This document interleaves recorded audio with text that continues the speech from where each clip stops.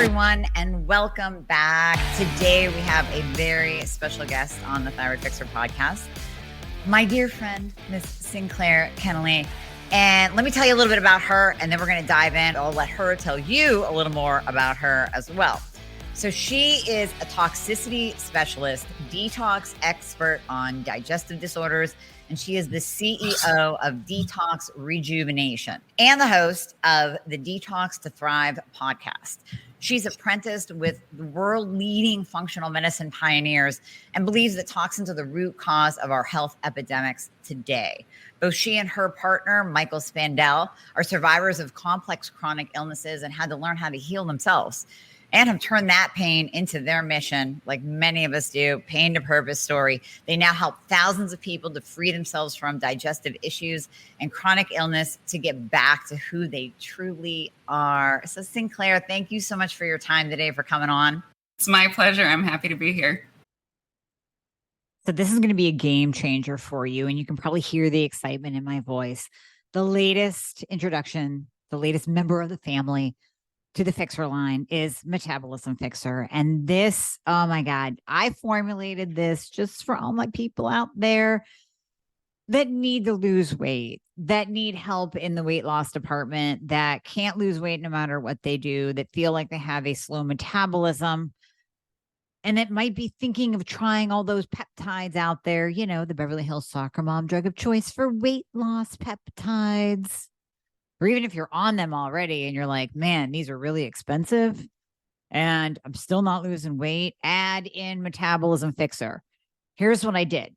I took the power of T2, which increases your basal metabolic rate while you are sitting there watching Netflix. You're burning fat while you're watching Netflix.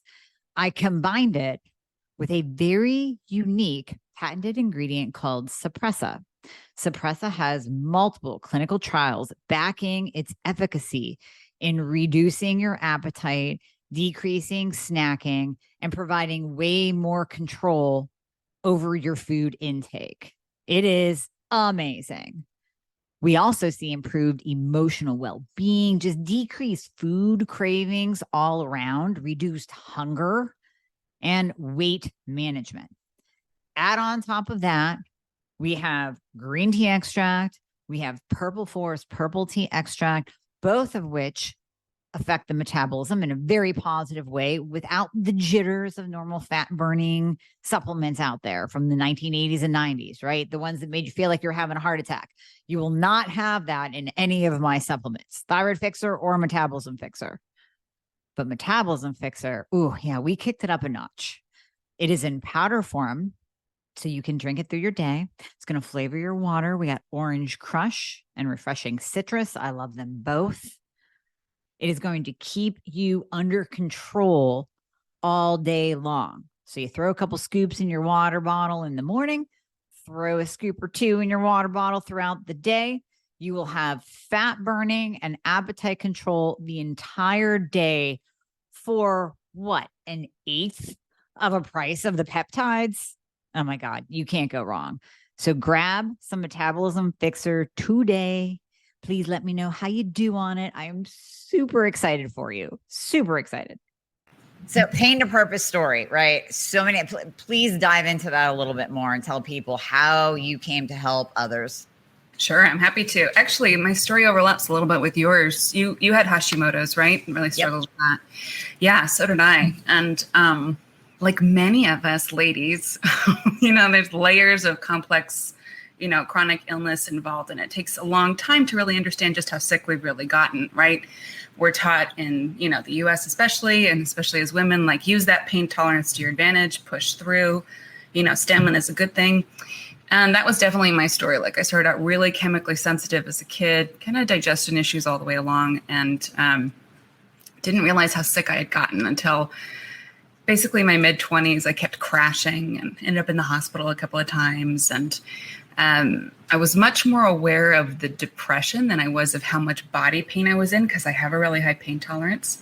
And everybody kept saying, your labs look fine. This is all in your head. And so I started to believe them. Yeah, that sounds familiar. Yeah. If anybody else out there is getting told that right now, keep looking for the practitioners that are actually going to listen to you. You deserve that, and take nothing less. Okay. Because there's something real to what you're experiencing. And so hopefully Dr. Amie and I are living proof of that for you. So yeah, turns out in the end I had fibromyalgia, Hashimoto's, chronic Lyme, mold poisoning, heavy metal poisoning, you name it, basically the whole nest of today's epidemics of chronic illness, right? Oh my God. Yeah, that's crazy. It's not fun. No. And one of the reasons why we're diving in to talk about what we're covering today is because the practitioners that I went to were so illiterate about the thyroid and the liver and how they related to each other and, work together, and how they can also inhibit each other's functions when they're not doing well. Exactly. So how many doctors did you see? I have to ask. Oh, I lost count, especially because of the brain fog, just very brain real. Fog is real. Thyroid brain is real. I think at one point I counted over 40, Yep. And, most of them were functional medicine specialists. They were not just your run-of-the-mill small-town country docs. Mm-hmm. And no, I've gone on rants before on that. Yeah. Yeah. When we dive into the liver stuff, I'll tell you what was wrong with mine. And it's a real eye-opener. Okay. So liver connecting to thyroid. Many of my patients or followers, listeners on here, including my patients, really, they haven't dove into the liver and the thyroid. We always think of thyroid and we think of insulin and then the hormones and reverse T3 and what drives that up. And you dabble a little bit with the toxins in the gut, but tell us that liver connection. Yeah. So it's really important to understand, by the numbers, most of your followers are probably hypothyroid, right? Not hyperthyroid. Right. Yeah. Most are hypo. And if they are hyper, they're in that Graves' disease state where they're going to swing back to Hashimoto's. Yeah. So fun. Love that autoimmune. So much fun. Very familiar with the roller coaster, right? Yep. You are not alone, ladies. Let's set the stage a little bit, because when we think about toxins, we really need to understand what exactly our bodies are going through and the kind of stress we're up against, and then how that affects the liver and the thyroid together. So we are getting exposed to the amount of toxins, 100 years ago that a body would get exposed to, we get exposed to in one day now. It has ramped up so quickly. Yeah, it's over 1 million toxic particles per day. And when we think of toxins, I don't know about you, but in, maybe 15 years ago, I was thinking, yeah, toxins are bad, blah, blah. Who cares? They go in and then they come out, right? And it's over. No. When we say toxins, we're talking about heavy metals, neurotoxins, mycoplastics, mold, and all the related species of mycotoxin producing fungi. Mm-hmm. And we're also talking about EMFs, which you and I are going to delve into later together. Mm-hmm. It's going to be so fun. And so we're basically inundated all the time with these various types of toxins that our bodies did not evolve to process. And the thyroid is particularly sensitive to those, right? And the liver's job is to be your body's whole body filter, essentially, for those. So both of these organs come under a lot of distress. And it's not just, things that are in the environment by happenstance. Even by the EPA's own numbers in the US, we're importing over 250 pounds of chemicals per person per day. And that does not count herbicides, pesticides, pharmaceuticals, fuel. That doesn't even count them. No. And you would think that would be like, oh, well, that's what it is, right? Well, what is this crap? Right. And where is it going? And that doesn't count domestic chemical production either. I'm getting a little freaked out, I have to admit. I'm getting a little freaked out at these numbers. I think everybody should, because they're pretty powerful. Yeah. And it's also ramping up really quickly, like just in the last 10 years. So in 2008, there was an amazing study done of 1,200 subjects of both European and Americans. And both Europeans and Americans averaged about 10 toxins per cell, which is an enormous body burden, right? That's a crazy ratio, because our body is producing waste, and quote unquote toxins from regular metabolic processes all the time that have to get processed. That's why we have natural detoxification systems, because we got to get that waste out, and then put all this, unnatural stuff on top of it. Well, that study was repeated 10 years later. And in 2018, 1,200 subjects, again, European and Americans, we had jumped to 500 toxins per cell. So in the last 10 years, we have 50x our internal toxic burden. Wow. Yeah. What are we doing? Right. So at the end of this podcast, I really want you and I to spend a few minutes talking about what can we do at home to limit our exposure, because there are so many things you can do to lower your, you want to limit the amount of toxins coming at you as much as you can. And you also want to speed up the excretion in a safe way, so it's easier on your body and your thyroid actually has a chance to thrive. Right. Yeah. We want it up and running and working beautifully. Yes. Yeah, because the thyroid by nature is really delicate and sensitive to, I think of it as this beautiful, delicate little butterfly. Yeah. And it's the master gland, so we want it working optimally pretty much all the time. Yeah. Yeah, and it regulates every cell in the body's metabolism.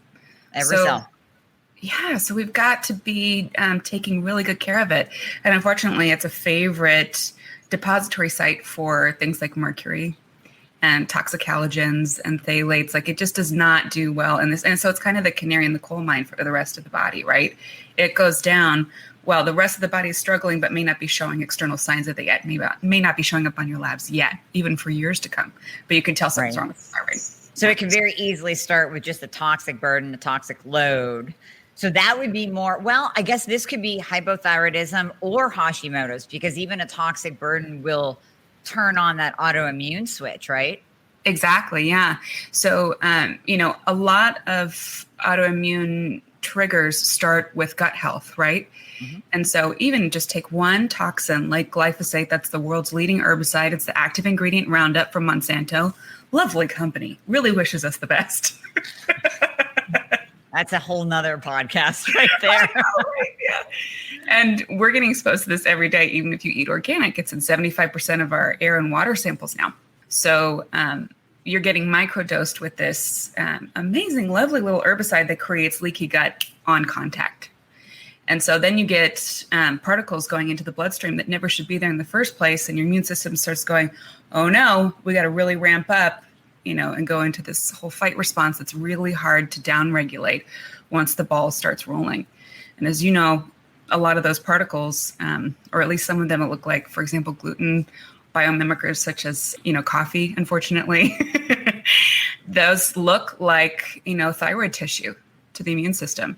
And so it's on high alert and it starts attacking things that it never intended to. And it's really trying to go after the toxins in the cell, but it gets so overwhelmed that the decision-making process basically gets screwed up, right? Because we don't want to go down to the rabbit hole there.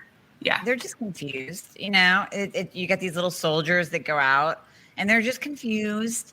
They beat up your thyroid because they think it's an enemy.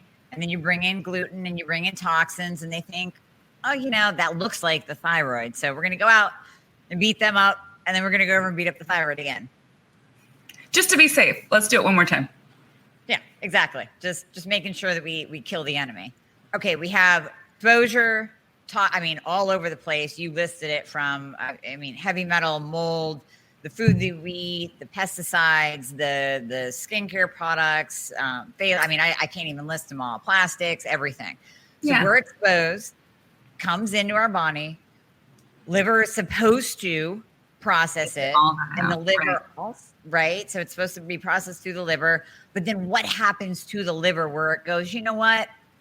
This just is too much. So a couple of things are going on. So for anybody who wants a visual, I know you guys all know where your thyroid is. Your liver is on the right side, between your rib cage and your stomach, like right up in there, right? And it kind of wraps around to the side. And it's a big boy. It's, your second largest organ in the body after your skin. So, and it's performing over 500 functions for us. It's really complex. It's helping to metabolize your food. So, thyroid is regulating metabolism. So is liver, right? And it's also supposed to be this whole body filter, process and produce a bunch of hormones and help conversion of hormones like T4 to T3, right? So it's nice and active, and also break down hormones once they've been used and they're basically toxic waste and they got to go.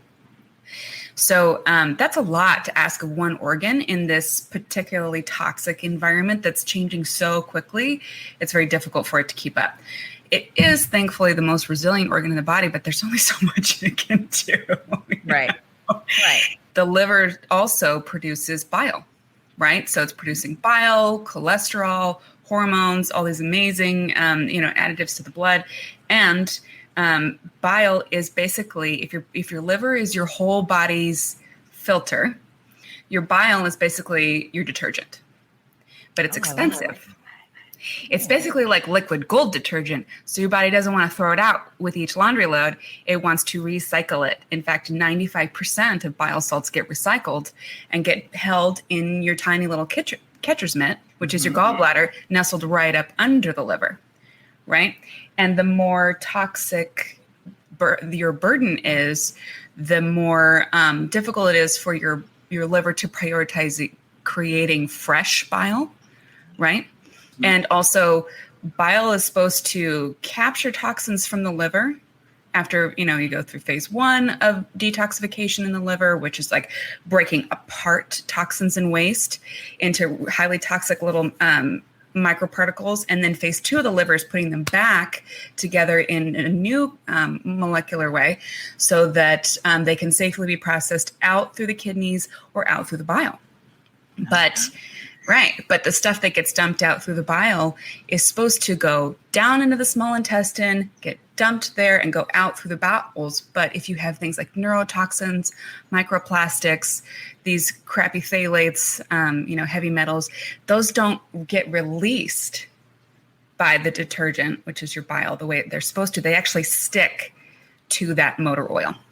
And they get pulled back into the gallbladder only to recirculate again. So your liver goes, well, crap, that didn't work. And now I don't really have the resources to deal with that because I got more toxins to deal with. I'm not going to think about that right now. And your gallbladder goes, okay, great.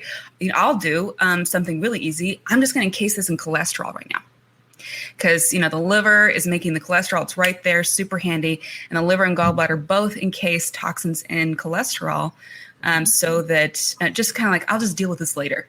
It's supposed to be a short-term storage process. But unfortunately, those calcify and condense over time into liver and gallstones, which further slows down the bile flow and your body's ability to detox through the liver. So you end up with these very, very congested organs that are supposed to have like your liver has 13% of your body's blood volume at any given time. I mean, it is moving and shaking in there. It's like, it's supposed to have really, really high turnover. There's a lot going on. And so every little stone that you add or every little particle of toxins that cannot be excreted in the moment adds up really quickly and creates scar tissue in your biliary tree, which basically like veins for the liver. There's over 500 miles of bile ducts in there. It's nuts. That's crazy. Really. Yeah. And so you get these little stones clogging it up. Guess who gets excited about that? Parasites. Oh, okay. Wait. We can't go parasites yet. I got to ask you something. Okay. Wait. Let's. Can you see my face? I'm like so excited to talk about parasites. I know you love parasites. Just wait. Okay. Is this why, though, so many people have their gallbladders taken out? Because I see so many of my patients come in and on their intake sheet, gallbladder removal. And I go, why? They go, I don't know. I was just told that I had to get it taken out. That's right. Yeah. Okay. Yeah. Okay. It's really fascinating because over 80% of women have toxic sluggish bile, over 40. So this is not a small issue, right? Okay. And if you have toxic sluggish bile, you guaranteed it's been strongly correlated with a sluggish, underperforming thyroid. So then you have this axis of, hey, the thyroid's supposed to be regulating the metabolism of the entire body, and your liver is supposed to be filtering all these toxins out so that it's free to convert your hormones, right, and process your waste for you safely. But if your bile is sluggish, neither one of those things are happening optimally. And so, the more sluggish the bile, the more likely it is that you have stones condensing over time in there. And they start out super soft. You do not pick them up on a scan until they are really, really dense and calcified. So we get people coming to us all the time like, I have a gallstone, or I have 6 gallstones in this duct, and I would like to get them out. And I'm like, oh, sweetie, you have so many more than that if that's what's showing up on your scan. But yes, that the short version to your answer to your question is yes. Yeah. Okay. And another question before we move on to parasites. I know everyone's going to be thinking, well, my liver enzymes weren't elevated. No one told me my liver had a problem. So do we necessarily see a toxic burden in like ALT, AST, alkaline phosphatase? Do we see that? Actually, no, you don't. It's really common for you to not see that. The way that you will know if your liver needs help is if your thyroid is, your thyroid labs are showing a poor conversion from T4 to T3. Mm-hmm. That's cue number 1. Even if, and this is so common, I'm sure you hear this all the time, they're both in range. So they said I don't have a problem. But if you graph them out and you see a huge drop off from T4 to T3, it doesn't matter if they're both in range, you have distress showing. Mm-hmm. And also, digestive issues. We blame Hashimoto's and hypothyroidism for constipation and slow metabolism, right? But your bile has to flow for you to not have constipation. It has to. It's part of because your gastric juices and your bile are basically BFFs. They want to flow together. Your gastric juices want to break down the pathogens and the food coming in, and then your bile takes over from there and is like, I've got it from here, babe. I'm going to emulsify the fats. I'm going to flush all this through for you, and I'm going to dump toxins out, and we'll come back. We'll see each other again in the next meal. Right. Right. But it can't happen if you have sluggish bile and a sluggish thyroid. You have so many reasons for constipation and for slow metabolism. And this is why we're seeing this like explosion of SIBO and explosion of thyroid disorders. It's like, oh, I have bloating, I have constipation, or I have the diarrhea version of SIBO, which is really just it's the flip side of constipation. So if you're listening to this and you're thinking, well, I don't have constipation, I have diarrhea. Well, this could still be affecting you because, or intermittent, both, depends on what your body is dealing with. Mm-hmm. Exactly. And reverse, we talk about reverse T3 on here all the time. Normal versus optimal. I like to see reverse T3 below a 12. So this is one of the factors that if someone is having conversion issues, T4 to T3 conversion issues, and maybe their reverse T3 is elevated, maybe it's not. Maybe they're just not responding well. And we're seeing this low free T3 number and optimal free T4. It's just not getting pushed over. So we have to look at the liver. That's right. Yeah, you do. And as resilient as the liver is, the more sluggish that bile gets, the more you can count on it being a toxic, sluggish environment in the liver and scarring happening in your biliary tree so that you actually have leaky bile into the bloodstream, which is causing more systemic distress. And then the toxins really go haywire. And then guess what happens? Your autoimmune triggers go into overdrive. Mm-hmm. That's where we see one. We see more than one. Right. Exactly.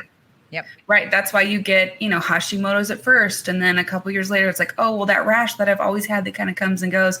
Oh, it turns out that's psoriasis. So now you have, autoimmune number 2. And then you've got, rheumatoid arthritis, autoimmune number 3.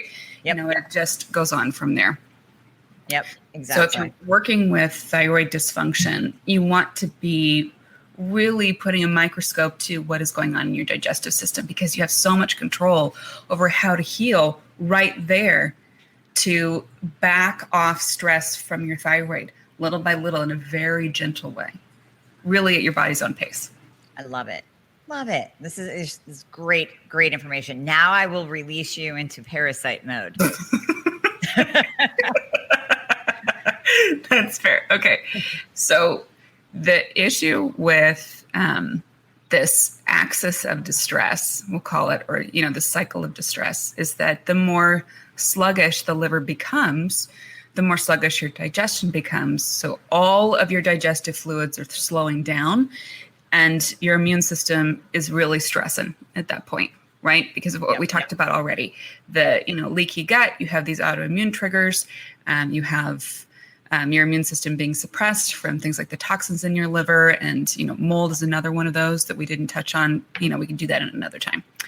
because it's way too big a topic. But this opens the doorway for pathogens and parasites to set up shop that never would have been there in the first place, right? Because your immune system is supposed to keep that stuff in check. Right. We think of parasites as something like, oh, I went to Bali or like Mexico and I drank the wrong water or something. Actually, parasites are in every, body of water in the US. And they're probably in every salad bar, and they're definitely in every sushi restaurant. Yeah. So it's not hard to pick them up. It's really more of a question of, is your terrain a match for them to flourish? So if you are experiencing thyroid distress, you already know, living in today's day and age in this decade, that your liver is under a lot of stress too. And it's the perfect place for them to set up shop, in there and in your small intestine. So parasites that love the liver are like strongyloides, which is a threadworm, and liver flukes, which can have a 25 to 30 year lifespan. Oh yeah, isn't that nice? And they are all different colors, shapes, and sizes. They look like angry little lentils, like little asshole sea creatures, like melted Jolly Ranchers. They set up shop and they love to snack on your liver and on the cholesterol that's building around those little forming stones. So they want stagnation, and your body wants flow. So if you're working on thyroid stuff and digestion stuff, you want to think in terms of flow constantly. How can I support my bowels to be moving? How can I heal my gut so that it's smoothly moving regularly? Get my bile and my gastric juices flowing? How can I relieve pressure from my liver so that I'm not just mad at my thyroid and throwing stuff at it? Right. But it's really doing the very best it can. And it's really is the canary in the coal mine, revealing all of this stress underneath, right? Yep. So you want to not just freak out and do a parasite cleanse for 3 weeks or something and feel like crap, because that's not necessary and it's not helpful. You want to think in terms of, instead, how can I slowly increase flow throughout all of my systems, like we just recapped, right? Like you got to get your bowels moving every day, eat anti-inflammatory foods. You got to become an expert at what keeps your digestive system moving in a very gentle way while you do the deep work of healing the liver and the thyroid. So they're not separate from your food choices, right? Do you want to do everything? Both and. I always say both and. You can't just treat the thyroid and call it a day and ignore the rest of the body. Ignore the hormones, ignore insulin, ignore the gut, ignore what you're talking, the liver. You got to do everything together. So what about testing, though? Because I know a lot of people are sitting there going, well, how do I know if I have a parasite? And there's a functional doctor that basically says the way that he tests is if you have a pulse. Yeah, that's Jay Davidson says that. It's okay. Yeah. He's like, hold 2 fingers up to your neck, check for a pulse. Okay, do you have one? Okay, you have parasites. Right. So is that true? And how do we know? Yeah, it's a great question. I have found that to be true in our own clinical practice as well, especially if there's dysregulation, like in the thyroid, like in your digestive tract. You need to understand that in today's day and age, in these modern times, for all the stats that we quoted at the beginning of the episode,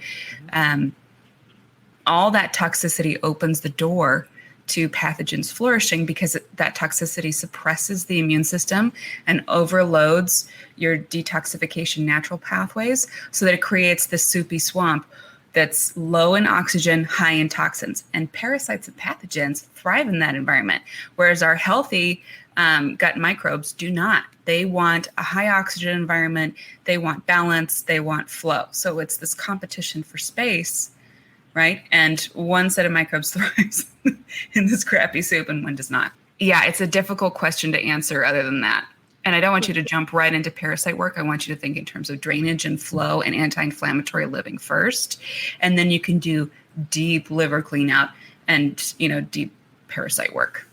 Okay, I'm glad you said that, because I think so many people get hooked on the latest fad, to promise to cleanse you of parasites. Just take this. In 10 days. Yeah, no.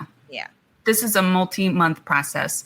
You want to think about real detox in terms of months, not days, right? Okay. So on the GI map, if you're using, let's say, I don't know if you use GI map for gut testing, but on there they have that little parasite and worm section.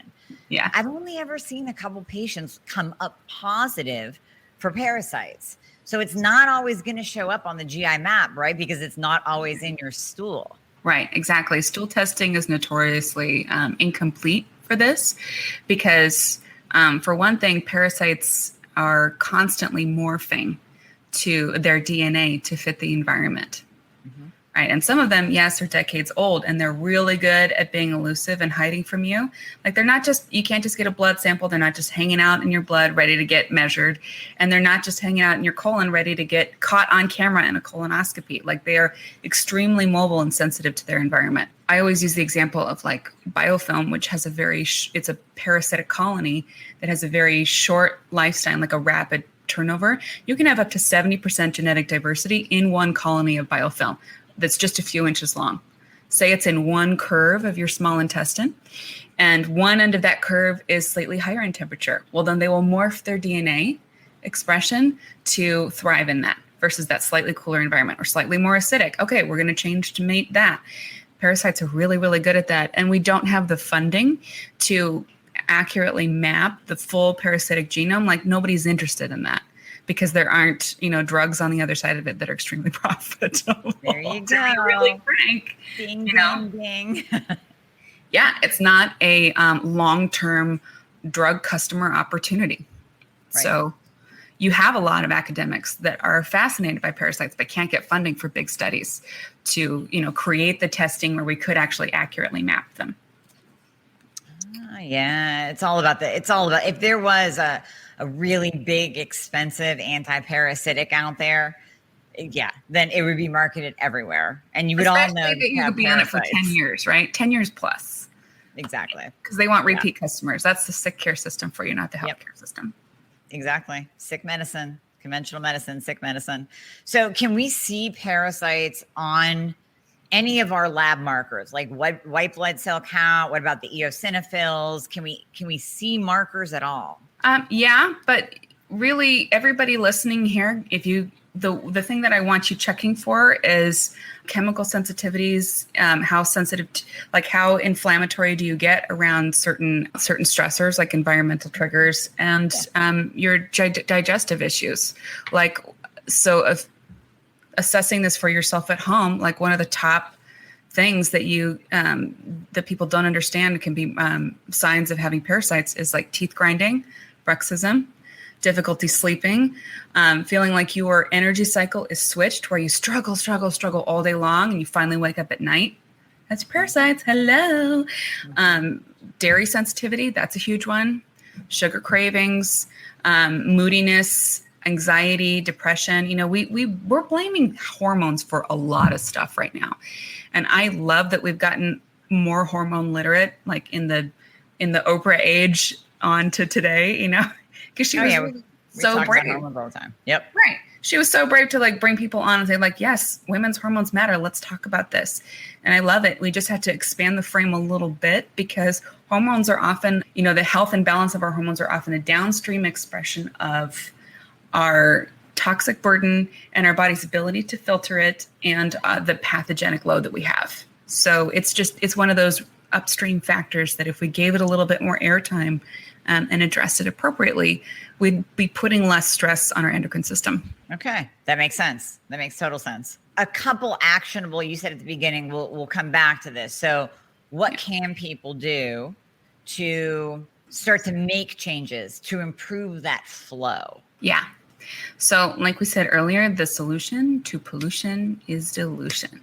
So you want to keep things flowing. So while you're supporting your thyroid, while you're working on your health, no matter what symptoms are presenting as most in your face right now, you want to be increasing reasons for your body to be able to flow and to reduce stagnation throughout your detox pathways. And that also includes, your lymph, your skin, your lungs, your urinary tract. It's not just your liver and your bowels, right? The easiest thing to do is reduce your own exposure. Like there's, air pollution and, you get into somebody's Uber and they have that toxic air freshener that gives you a headache for the rest of the day. Right. You can't avoid certain things, but you can have a very gentle, respectful conversation with that driver and say, hey, this doesn't work for everybody. Can we put that in the trunk during my ride? I'm happy to tip you extra. Really appreciate it. That's probably not good for you either, sweetie. Let me show you Dr. Amie's podcast. She talks about this. Throw away the damn air freshener right now. Yeah. And really focus on what you have control over. So the easiest, cheapest thing you can do is keep your own windows open, because your home is off gassing for years after a new purchase of furniture, your carpets, your laminate flooring, your mattress, your clothes, your paint. And so we just want to get as much outdoor air in as possible. I also think this is why we have this like houseplant obsessed culture, because they do provide a little bit of filtration. Houseplants were not like a big thing 20 years ago. And now everybody's like, look how many I can cram into my little apartment, Yeah. And there's a reason. While we're on that topic, because plants are fun, spider plants are great for capturing VOCs, which are volatile organic compounds from things like paint and furniture and also mold. And snake plants are great for oxygen exchange. It's really hard to kill them. Trust me, I've tried. And bromeliads, which are those really pretty ones with the central flower that you can get at IKEA for really cheap. Those do great oxygen exchange at night. So load up your bedroom with them. Open your windows at least an hour and a half every day, because your indoor air can be anywhere between 40 and 400 times more toxic than the outdoor air. It's crazy. And throw out those those air fresheners, the Glade plugins. Those are trying to kill your thyroid. Please. Yeah, definitely. Please get rid of them. Yeah, I do need to buy some plants, but I'm proud to say I don't have any air fresheners around. Yeah, that's good. Yeah. And you can use today, like maybe some of you are already obsessed with non-toxic living. And I really applaud you for that, because I know it's like a full-time hobby sometimes to figure out how to avoid this stuff. Mm-hmm. But if you're not already on that track, you can choose today as the day that you decide, you know what, I'm going to figure this out. I'm going to slowly ease up my body burden and be gentle to my body because I deserve it. And figure out, how can I put my body through less every day? Usually it starts for women, honestly, with simplifying your personal care routine. I really miss hairspray. I am not going to lie. Oh, you don't even use hairspray. See, I put that in my 20% of things that I'm not going to give up.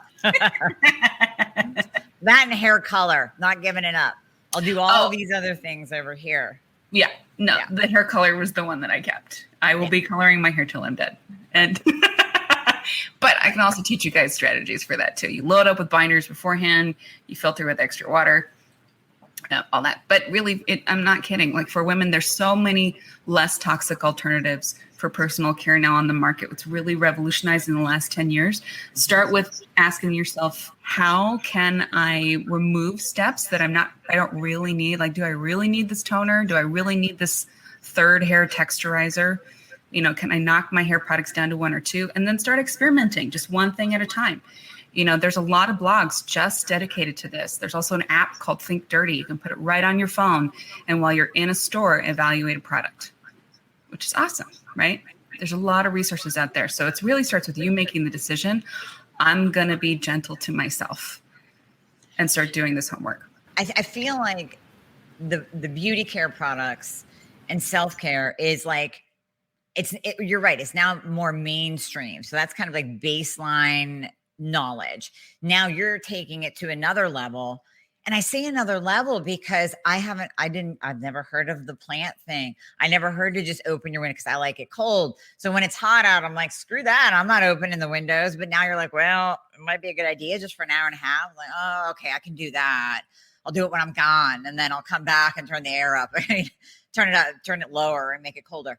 But little simple things like that, that's a whole nother level now that people, I guarantee, are at home going, oh my God, it's so freaking simple. Yeah, exactly. Right. And like the next time you're going to buy a rug, say, I hope you have hardwood floors. I want you sleeping in hardwood floor rooms. Ideally, those plastic carpets are not good for you. If you're dealing with endocrine issues, you already have a body burden that's too high. So start thinking in terms of those filters, like when you move or when you go to renovate or when you are considering, a little your next, sprucing up thing for your home. Think in terms of how can this be easy on my body and my family's bodies?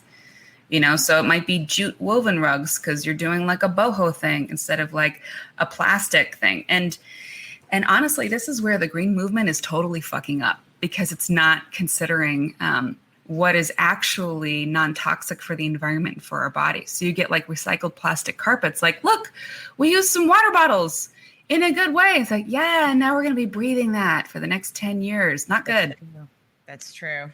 It's not okay. It's not worth it for your body, especially if you're dealing with thyroid issues. You don't want to give your body more reasons to disrupt your endocrine system. You will pay for it. So moving on from there, simplicity is good with personal care routine. You can also check out Beauty Counter is the most traditional full line of non-toxic. I say that in quotes because they do a really good job, but they don't go far enough. But at least they've eliminated the heavy metals out of there and a lot of the really nasty stuff that's still legal to put in products. Crunchy is even cleaner, but it's a smaller product line and they're growing fast. So their stuff is sometimes out of stock. Using the Think Dirty app, to evaluate something. So that's the personal care side. Now let's talk water because most of us are being careless with the water we're putting in our bodies. And if the solution to pollution is dilution and your thyroid really wants a clean, happy environment without toxins, you got to be flowing with a lot of hydration every day. And it's got to actually be clean water. And the municipal community that you're living in, I guarantee you, does not have the filtration required to get out antibiotic waste, prescription waste, microplastics, herbicides like glyphosate. It's a freaking toxic soup. And you may also be dealing with radiation, VOCs, all that. Just know that it's a very incomplete picture. And they're not able to test for some of the most damaging things to your thyroid. I agree. I mean, I smell chlorine in the water sometimes. So if I go to visit my parents, I can smell the chlorine. Here where I live, I received a nice little letter from the water authority. Now we have a reverse osmosis whole house system, but it came with a house. I know it's an expensive investment to do it, but it's definitely worth it. We got the letter saying, oops, we're sorry. There seems to have been a higher level of, it was like aluminum or some A word, just it was a chemical. But we got it now. It's all taken care of because it's below this limit. And I'm like, so we were overexposed and now you've dwindled it down, but it's still there. And you're just painting it real nice and happy. Like, we gotcha. It's all good. Please don't sue us. Yeah, exactly. Yeah, that'd be great. They are not equipped to deal with this. Over 12,000 districts in the U.S. actually have the same high levels of lead as Flint, Michigan, or higher. So it's, and like fluoride, one of the reasons why it's acceptable to have as many parts per million as it does in the U.S. is because it's naturally occurring in some areas, and those areas didn't want to pay to filter it out of the water. And also it's a industrial byproduct of mining aluminum and creating different herbicides and pesticides and fertilizers. So you got thyroid dysfunction, cancer, you got a whole host of things going on. You do. Now, since we're talking chemicals being filtered through the liver, since the majority of T4 gets converted into T3 in the liver, what about ferritin being stored in the liver? It's a problem because, as you know, if you get, so your body doesn't have the ability to excrete excess iron. Right? So you actually have to pull it out. Right. So that's it. Your liver can become very toxic just from that. And it can absolutely disrupt and really limit your body's ability to do the hormone conversions it needs to in your liver, and also to process the hormones that have been used and need to be exited out the body as waste. We often forget about that. Like, well, where do the hormones go when we're done with them? Great question. They have to go out through the liver. Right. So we could get a low reading on ferritin, right? But it's actually because it's overstored in the liver, or would that come up as a high reading? It could come up as a high reading, but also excess ferritin could get stored in any major organ in the body. Okay. So it's often in the liver, but it's not limited to that. Okay. So it can get, depending on how the body is handling other issues later on, it can migrate to the liver from other vital organs. If your body's like, okay, this one's overloaded, we put this for whatever reason, it ended up in the pancreas or in the kidneys, and now we got to, shut down other things because of it. I mean, it gets really complex really quickly. So it's one of the reasons why you want to have like a basic binder on board in your protocol when you're trying to do any type of healing. Most binders, so binders are a class of supplements for people who aren't used to that word, that molecularly or they chemically or physically bond to the toxin, whether it's a heavy metal or other kind of toxin, and hold on to it. Binders are basically like the bouncers in the club. Well, they'll take that one asshole that's ruining the party for everybody else and safely, take it by the arm and escort it all the way out the door and down the street. Mm-hmm. That's what binders do for you. But most of them can only work in the gut. So you'll take it orally and it'll line the gut lining, and whatever toxins manage to get into the gut, it'll bind up and then go out through your bowels. But there are actually other binders on the market now that you can use to mop up various types of toxins that go systemic to reduce this load. So like when you're talking about ferritin, we also even haven't made the distinction yet that there are many forms of that are actually toxic in and of themselves and not even useful. So not just about the level that's in your body, but also the format that it's in. So it may not even be usable by the body. Okay. So that really what matters. What kind of binders do you like? I really like the binders from Cellcore. Mm-hmm. Those are my favorite. For many reasons. They're not the only ones that we use, but if you were going to use one for just this particular issue, for example, I would use HMET, which stands for heavy metals and environmental toxins. So what that's going to do is bind to the excess ferritin, and especially if it's in a format that your body can't use it in, because your body will tell it. It'll be like, yeah, I got to get this out of here. I can't use it. It's not bioavailable. It's just toxic to me. There's no trade-off for me here. Mm-hmm. The HMET will bind to that and safely excrete it out, and will also go after things like the glyphosate that is lining your gut. Yeah. Bonus. Yeah. Yay. It's also got components in that when you pull out a toxin and bind to it, right at that cell, it has components that will repair the damage that toxin made to that cell right then and there, which is really useful, right? Yeah, definitely. So wait, the people that are using like chlorella and charcoal, does that allow for recirculation of the toxins that it binds to? That's a really good question. I do not like activated charcoal because it's very indiscriminate and will pull out any old thing. Mm-hmm. We are really mineral depleted in this day and age, which is part of why we're so open to the toxic burden that we have, because your body would be better able to excrete heavy metals if it wasn't so desperate for any kind of metal to make, that nerve synapse fire. Like you've got to have something in there to make the, electrical charge happen. So if it doesn't have, healthy iron, bioavailable iron, for example, it will use a molecule of mercury. Like, okay, I guess this is all I've got. This has to fire. I've got to have this in place here. So it's easier for your body to let go of those toxins if you have healthy minerals on board that are actually bioavailable. The charcoal and chlorella, I'm with you. Right. So you're already mineral depleted and your charcoal will grab it. Any old thing, even the good minerals, absolutely hate that. Also, it won't travel beyond the gut. So it's really good for acute poisoning. Like, oops, I swallowed something from under the sink. I'm in big trouble. Great. Down a bunch of that.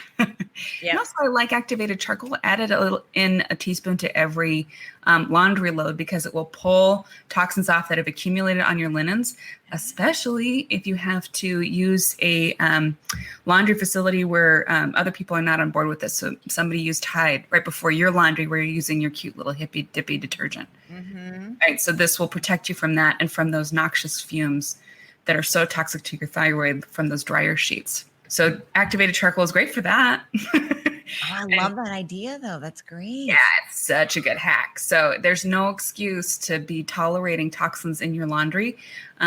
even if, you're using a laundromat or shared facilities with other people that are using Tide and stuff that's hard on your thyroid, use activated charcoal for darker loads and something like zeolite or even bentonite, so a lighter clay for your lighter loads. Yep. That's beautiful. That is a golden nugget right there. I mean, right?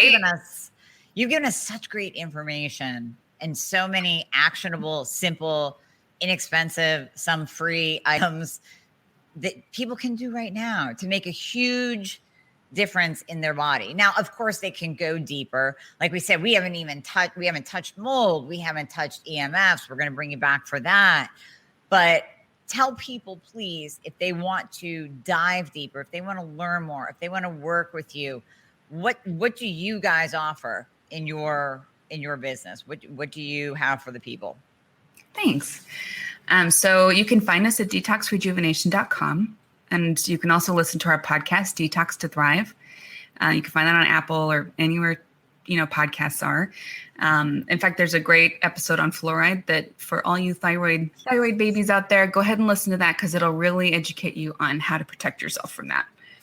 Yeah, so we do work one-on-one with some people. You have to apply to work with us, but you can find that under individual work on our site at detoxrejuvenation.com. And we also we have a free challenge coming up that's really fun. Every time we do it, 5 days to food sensitivity freedom. So if you do have digestive issues, you're welcome to join in along that because you will learn so much about how to think through food so you're not poking the bruise while you heal, right? And then we do fun group courses like Rapid Gut Reset and Rapid Liver Reset that can really help alleviate your body burden. So while you're working with Dr. Amie, hopefully you're that lucky, or with somebody supporting your thyroid while you heal, you're doing the digestive work as well so that it's really effective and your results last. Yes, exactly. Well, thank you so much. I mean, I can't thank you enough for your knowledge. I mean, you are a true expert in this area. You've taken it to a whole nother level. You've given people amazing pieces of advice that they can do right now. So like I said, I think, EMFs, mold, that's a whole nother topic. We will dive deep into those. I promise. We teased you guys a little bit in the beginning. We didn't get to it because we really want to focus on that and have that be its own. Liver deserves its own podcast. Mold deserves its own podcast. EMFs deserve its own podcast. So we will be having Sinclair back. So thank you so much for your time. You're so I really welcome. appreciate it. It's my pleasure. And I just want to recap. I know we bounced around a lot today, but what we were really looking at for you lovely ladies listening in is covering the reasons why your body may not be performing the way you want it to, because underneath everything, your body is absolutely brilliant. It has never forgotten how to heal itself. There's just been some disrupting factors along the way that are keeping it from doing that. So if you can systematically, gently layer in things that support your body while it heals, you can really feel good and at home in your body again. It is never too late to feel better. So I just want to leave you with that. That's a great message to end on. Thank you so much. And we will put all of the links in the show notes so people can reach out to you, contact you, take your courses, apply to work with you one-on-one. So thank you once again, and we will be having you back very soon. Have a great day.